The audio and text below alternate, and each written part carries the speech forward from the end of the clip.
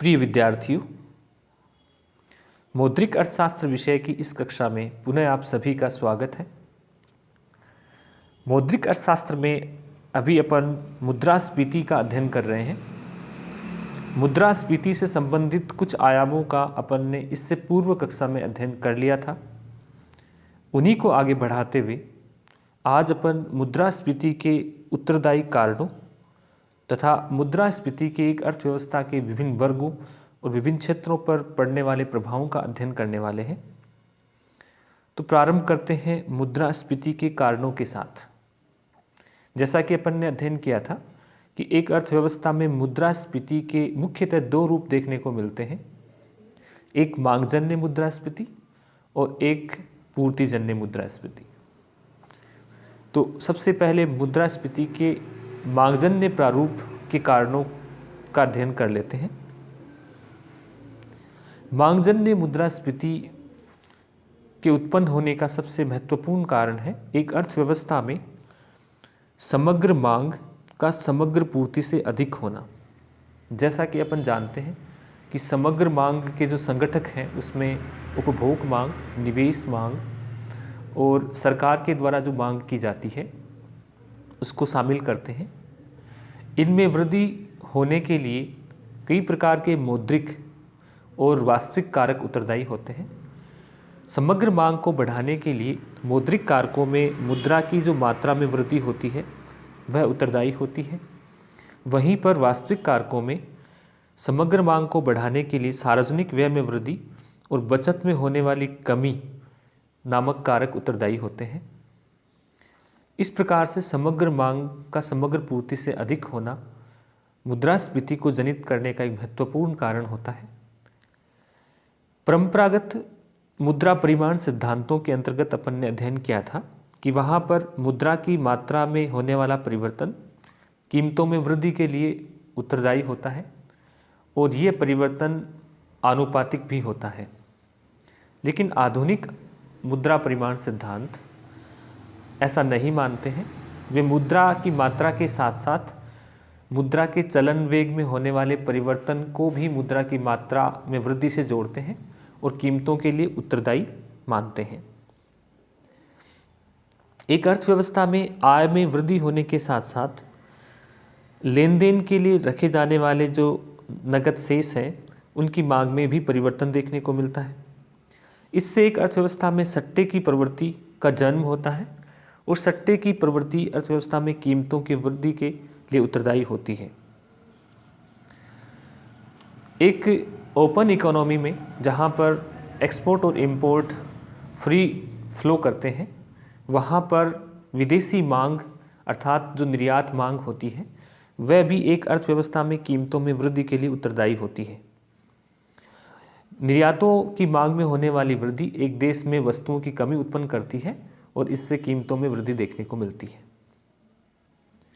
अब अपन एक अर्थव्यवस्था में मुद्रास्फीति के दूसरे प्रारूप जिसे लागतजन्य स्फीति कहा जाता है के कारणों का अध्ययन कर लेते हैं। एक अर्थव्यवस्था में सामूहिक सौदेबाजी के द्वारा मजदूर अपनी सीमांत उत्पादकता से अधिक मजदूरी वसूल करने में समर्थ होते हैं। इससे वास्तविक उत्पादन में तो वृद्धि नहीं होती लेकिन लागतें बढ़ जाती हैं और उत्पादक और व्यवसायी इन लागतों को कीमतों पर ट्रांसफ़र कर देते हैं। इससे एक अर्थव्यवस्था में लागतजन्य स्फीति की स्थिति उत्पन्न होती है। कभी कभी प्रतियोगी बाजारों में पूर्ति की कमी से कीमतों में वृद्धि हो जाती है। इससे जो मजदूर हैं वो अधिक महंगाई भत्ते की मांग करते हैं और इससे लागतों में वृद्धि देखने को मिलती है और अंततः ये कीमतों में परिलक्षित होती है। सरकार के द्वारा जो उत्पादन किया जाता है यानी सरकार के द्वारा जो वस्तु और सेवाएं पैदा की जाती हैं उनकी कीमतें जिन्हें एडमिनिस्ट्रेटिव प्राइस कहा जाता है उनमें वृद्धि भी एक अर्थव्यवस्था में कई बार मुद्रास्फीति के लिए उत्तरदायी होती है। श्रम बाजार में जो एकाधिकारी प्रवृत्तियां हैं वह कीमतों में वृद्धि के लिए तथा प्रजातांत्रिक सरकारों में जो पूर्ण रोजगार बनाए रखने की प्रवृत्ति होती है जिसके कारण से अधिक श्रमिकों को हर समय रोजगार पर रखना पड़ता है, इससे भी कृत्रिम रूप से लागतें बढ़ती हैं और अर्थव्यवस्था में कीमतों पर दबाव उत्पन्न होता है। कभी कभी अति महत्वपूर्ण वस्तुओं की जो कमी उत्पन्न हो जाती है तथा इसके साथ ही जो आगत है, साधन है, उनमें जो कमी होती है उससे भी लागतें बढ़ जाती हैं और परिणाम स्वरूप लागतों का ये प्रभाव कीमतों पर देखने को मिलता है। इस प्रकार से मांगजन्य और लागतजन्य स्फीति के लिए कई प्रकार के कारण उत्तरदायी होते हैं। इन कारणों के द्वारा एक अर्थव्यवस्था में मुद्रास्फीति उत्पन्न होती है। अब अपन मुद्रास्फीति के एक अर्थव्यवस्था के विभिन्न वर्गों, क्षेत्रों और आर्थिक इकाइयों पर किस प्रकार के प्रभाव देखने को मिलते हैं उसका अध्ययन कर लेते हैं। सबसे पहले एक अर्थव्यवस्था में आय एवं संपत्ति के वितरण पर मुद्रास्फीति का एक प्रभाव देखने को मिलता है। इससे क्या होता है कि एक अर्थव्यवस्था में आय और धन का वितरण कुछ लोगों की लागत पर कुछ अन्य लोगों की तरफ हस्तांतरित हो जाता है। विशेष रूप से जो निश्चित आय प्राप्त करने वाले समूह हैं उनसे जो आय का हस्तांतरण या आय का पुनर्वितरण जो लोचपूर्ण आय प्राप्त करने वाले अर्थव्यवस्था के वर्ग हैं उनकी तरफ हो जाता है। मुद्रास्फीति से जो सबसे पहला इस प्रकार का प्रभाव देखने को मिलता है वह ऋण प्रदान करने वालों पर पड़ता है। साथ ही लाभ जो प्राप्त करने वाले हैं उन पर इसका अनुकूल प्रभाव देखने को मिलता है। ऋण प्रदान करने वाले और निश्चित आय प्राप्त करने वाले वर्गों पर इसका प्रतिकूल प्रभाव होता है। साथ ही ऋण प्राप्तकर्ताओं और लाभ प्राप्तकर्ताओं या व्यावसायिक वर्ग पर इसका अनुकूल प्रभाव देखने को मिलता है। विशेष रूप से ऋण प्राप्त जो प्रदान करने वाले हैं इसके कारण से हानि प्राप्त करते हैं, क्योंकि ऋण लेने वाले उनको एक निश्चित समय बाद जो ब्याज के रूप में रकम प्रदान करते हैं उस रकम का जो मूल्य है, वास्तविक मूल्य है, वो कम हो जाता है। इसी प्रकार लगान, ब्याज, वेतन, मजदूरी आदि के रूप में जो निश्चित आय प्राप्त करने वाले समूह हैं उनकी मुद्रास्फीति के कारण क्रय शक्ति कम हो जाती है। यदि ये वर्ग असंगठित क्षेत्र से संबंधित हैं तो इनकी स्थिति और भी खराब हो जाती है। लेकिन ये निश्चित आय प्राप्त करने वाले समूह यदि संगठित क्षेत्र में हैं तो ये अपनी सौदेबाजी या बार्गेनिंग पावर के द्वारा अपनी महंगाई भत्ते को बढ़ाने में सक्षम हो जाते हैं और मुद्रास्फीति के प्रभाव का प्रतिकार कर देते हैं। मुद्रास्फीति से एक अर्थव्यवस्था में जो व्यापारी, व्यवसायी और निवेशक होते हैं उन पर अनुकूल प्रभाव देखने को मिलता है। इससे इनको कीमतों में वृद्धि के जो मौद्रिक लाभ होते हैं वो बहुत ही अप्रत्याशित प्रकार के होते हैं।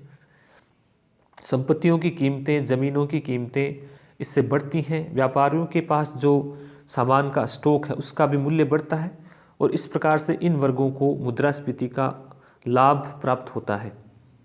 मुद्रास्फीति से जो नकद ऋण पत्र रखने वाला वर्ग है, विशेष रूप से नकद मुद्रा के रूप में बचत जमा, मांग जमा और स्थायी जमा, साथ ही ब्याज अर्जित करने वाली जो अन्य परिसंपत्तियां धारण करने वाला वर्ग है उसको मुद्रास्फीति से प्रतिकूल रूप से प्रभावित होना पड़ता है।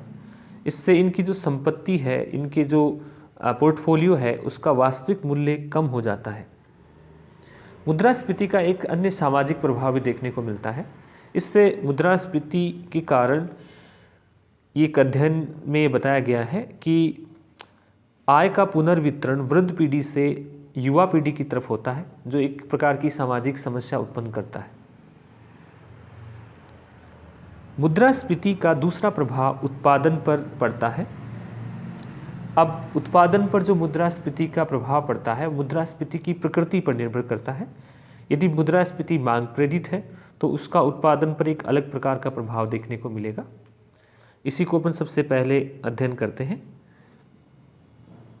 मुद्रास्फीति के कारण से कीमतों में वृद्धि की जो प्रवृत्ति होती है उससे व्यवसायियों में लाभ की जो प्रत्याशा है वो बढ़ जाती है। इससे निवेश में वृद्धि होती है। अधिक श्रमिकों और संसाधनों को रोजगार पर लगाने से एक स्फूर्तिकारक प्रभाव का सृजन होता है। इससे उत्पादन में वृद्धि होती है, लेकिन इससे समग्र मांग में जो वृद्धि होती है वो अंततः अधिक देखने को मिलती है। रेखा चित्र में अपन वाई एक्सिस पे कीमत स्तर को ले रहे हैं और एक्स एक्सिस पे अपन समग्र उत्पादन को ले रहे हैं। यहाँ पर समग्र उत्पादन वक्र एएस वक्र के रूप में है और समग्र मांग वक्र एडी वक्र के रूप में यहाँ दिखाया गया है।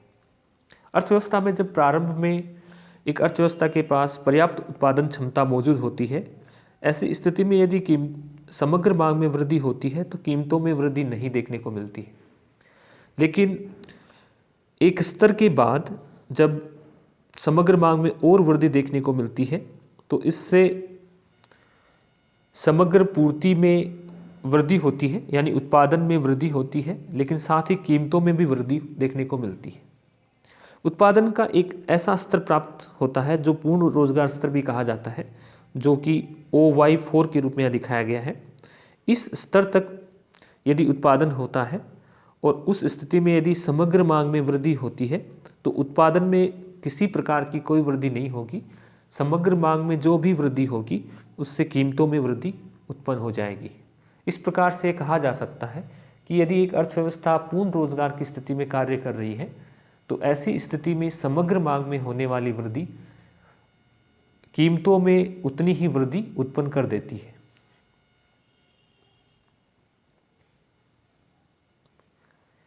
दूसरी प्रकार की जो मुद्रास्फीति लागत प्रेरित मुद्रास्फीति है, उसका उत्पादन पर एक विशेष प्रकार का प्रभाव देखने को मिलता है। लागत प्रेरित मुद्रास्फीति के कारण से जो समग्र पूर्ति वक्र है, यानी लागतें बढ़ने से अर्थव्यवस्था में लोग या व्यापारी अपनी पूर्ति को कम कर देते हैं, यानी संसाधनों को हटाकर अपने उत्पादन को कम कर देते हैं। इसलिए समग्र पूर्ति वक्र है वो बाईं तरफ शिफ्ट हो जाता है, यानी उत्पादन कम हो जाता है और कीमतों में वृद्धि देखने को मिलती है। इस प्रकार से यहाँ पर उत्पादन में कमी के साथ साथ मूल्यों में भी वृद्धि देखने को मिल रही है। यानी अपन कह सकते हैं कि अर्थव्यवस्था में मुद्रास्फीति और अपस्फीति की स्थिति एक साथ देखने को मिलती है और यह स्थिति एक अर्थव्यवस्था में एक नीतिगत समस्या को उत्पन्न करती है। यानी दोनों ही प्रकार की स्थिति एक साथ मौजूद होने के कारण से इनके प्रभाव को कम करने के लिए जो नीतिगत उपाय अपनाए जाते हैं वो उनमें भी काफ़ी समस्या उत्पन्न होती है। इस प्रकार से एक मुद्रास्फीति का उत्पादन पर किस प्रकार का प्रभाव पड़ता है उसे अर्थशास्त्री यहाँ समराइज कर रहे हैं कि कीमत तथा उत्पादन के बीच कोई आवश्यक संबंध प्रतीत नहीं होता है। समग्र मांग में वृद्धि कीमत तथा उत्पादन दोनों में वृद्धि कर देती है, किंतु समग्र पूर्ति वक्र बाईं ओर विवर्तित होने पर कीमतों पर किस प्रकार से जो अपन कम वृद्धि देखने को मिलती है इससे उत्पादन में कमी हो जाती है। लेकिन कोई एक प्रकार का स्पष्ट संबंध यहाँ पर उत्पादन और कीमत स्तर में प्रतीत नहीं होता है। मुद्रास्फीति का जो मॉडरेट रूप है उसके साथ साथ यदि अर्थव्यवस्था में तीव्र मुद्रास्फीति उत्पन्न होती है तो इसका एक अर्थव्यवस्था पर गंभीर प्रभाव देखने को मिलता है और ये प्रभाव अर्थव्यवस्था पर विनाशकारी प्रभाव होते हैं। इससे एक अर्थव्यवस्था में सट्टे की प्रवृत्ति पनपती है तथा कालाबाजारी को यानी ब्लैक होल्डिंग को प्रोत्साहन मिलता है। इससे मूल्य वृद्धि की स्थिति और गंभीर होती जाती है। इस स्थिति में एक विशेष बात यह होती है कि जो उत्पादक हैं वो उत्पादक संपत्तियों में निवेश के बजाय गैर उत्पादक संपत्तियों से सोना, आभूषण, जमीन जायदाद इत्यादि में निवेश करने की प्रवृत्ति रखते हैं, जो कि एक चिंताजनक बात होती है किसी भी अर्थव्यवस्था के लिए। इस प्रकार से आज की कक्षा में अपन ने मुद्रास्फीति के कारण और उनके विभिन्न प्रभावों को स्पष्ट किया है। धन्यवाद।